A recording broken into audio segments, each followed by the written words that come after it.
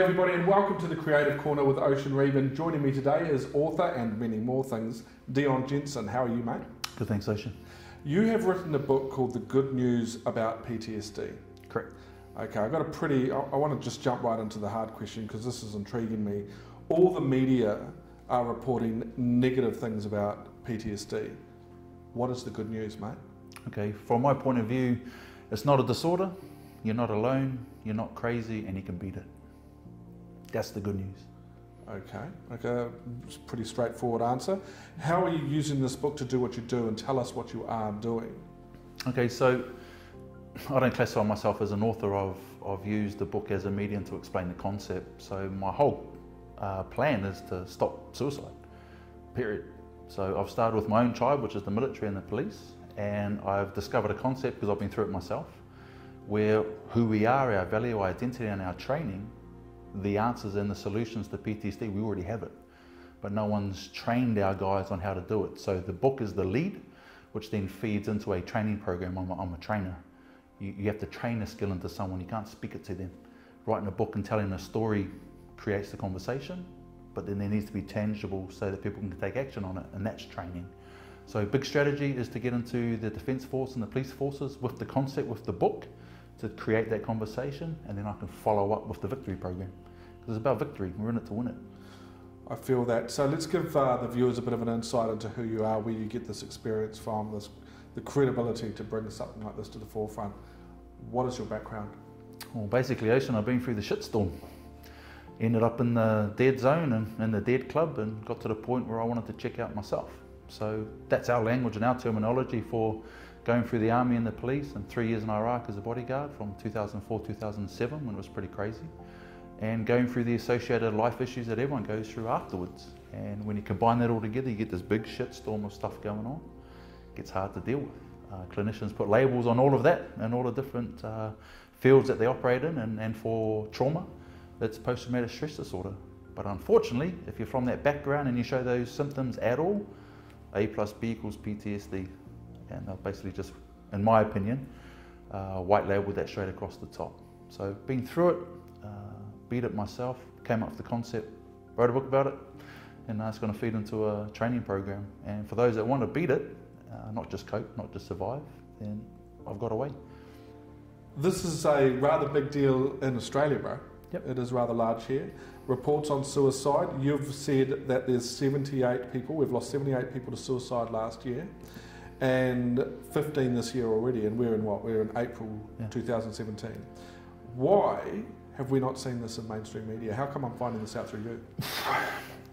There's two answers. There's the diplomatic one, which I'll give first, which is maybe they haven't heard about it yet. Maybe there hasn't been enough research done on it yet. The book has been clinically endorsed by psychologists, so that side of things is taken care of. Also, staying diplomatic, I think those that do know about it, we know with all media that there's a strategy and a delivery timetable for everything. I don't know if I fit into that yet. However, in saying that, I was in the gym the other morning and I watched a news article on mainstream media in the morning. I won't say which news network, because hopefully they'll do the right thing. And it was just all negative. And it was actually post-traumatic stress disorder is linked to irritable bowel syndrome. Now I've got a book that saves lives, and I'm watching PTSD on the mainstream media that is linked to irritable bowel syndrome. Okay, let's chuck diplomacy out the window. Why are they not saying this? Why are we not hearing these numbers? Because that's insane, 78 people. Okay, it can only be two things. One, they're scared, or two, they don't care. So they're either scared of admitting that there's an issue and they don't have the solutions, and the solutions that they have are not working, which creates a huge amount of liability on them. However, the smart ones that find out about this will get me into their organisations, at least to process the information that's just happened within the Australian Defence Force. Now, confidentiality wise, I can't say what unit, but one of the commanding officers has shown a huge amount of initiative and bravery in actually getting me in there to process my information. Now, there's no guarantees, but he cares enough about his men to say we need to look at this if it's helping.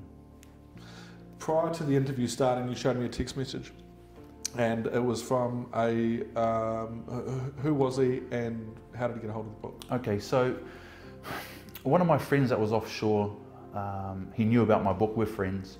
one of his friends was going through some hard things here in Australia, and he's a New Zealand veteran, was suicidal, was ready to take his life, called his mum. His mum flew over from New Zealand, his cousins flew over, and he was ready to check out.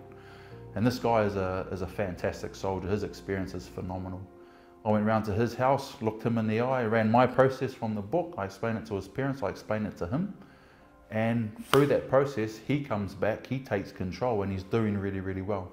And he sent that text that you read to say that everyone should have read this. It would have prepared him for it. Whether or not you've got it, whether or not you think you've got it, if there's an issue at all, why wouldn't you at least do the battle prep first, just in case? Very logical. And there was actually a key part of that text I want to draw attention to. It was saying how everybody that in New Zealand Defence Force he was talking about, but obviously this applies to all, everybody that leaves, or when they choose to leave the Defence Force, should get a copy of this book as a mandatory. And I've heard your other comments from people that have read the book, that it's very short, sharp and sweet, but the impact that this book is making and the message and the ideas and strategies behind it have obviously been phenomenal. Yeah, it's an empowerment. And the Australian suicidal veteran that I dealt with, it was his commanding officer that was on his shoulder watching him go through my process. So he's seen one of his own troops that couldn't get help from his own unit. Even though that help was there, he didn't choose to access it and it wasn't in his language. Yet when he was sent to me, everything clicked. And when I sent him the book, he's like, why doesn't anyone tell us this? Because then I've got the power. And if you look at healing, any successful healing, not treatment, but healing, anywhere in the world throughout time, it's got to start from within self. So you've got to empower self first. And that's where books are fantastic, because it's the reader. It's just you and them, one-on-one, having a conversation. That's such a true statement. What, in your journey of bringing the book to life, what was the most difficult chapter for you to write?